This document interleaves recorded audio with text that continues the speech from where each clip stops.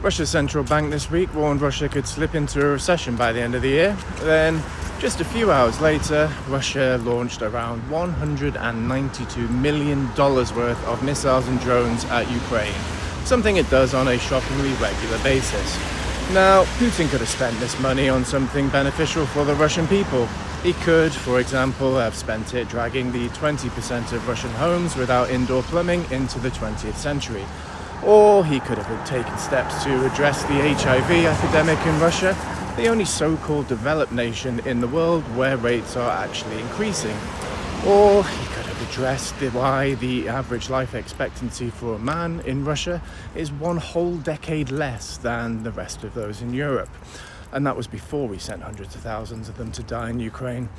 Instead, Putin has shifted the entire country into a war economy that spends around $1 billion a day on the war in Ukraine.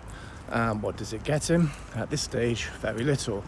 Despite the vast sums, Russia is not winning. Yes, the situation is dire in Pokrovsk, and Ukraine isn't winning either. But Russia is moving at a snail's pace. And I don't just mean that metaphorically. Professor Phillips O'Brien actually worked it out, and the Russian army is moving slower than your average snail. So what is Putin spending all of that money on? At the moment, a lot of it is going on the drones and missiles Russia is using to destroy Ukraine's civilian infrastructure. You see, before the war, a free and democratic Ukraine was making decent strides in improving the lives of its people. It was far from perfect, but it was on the right track. And that was a threat to Putin. He couldn't have his sickly, miserable, enslaved population peeking over the border and asking why they couldn't have better lives as well. So he tried to invade and take Ukraine over so he could make it sure it was as backwards and as fucked up as Russia. But that didn't quite go to plan.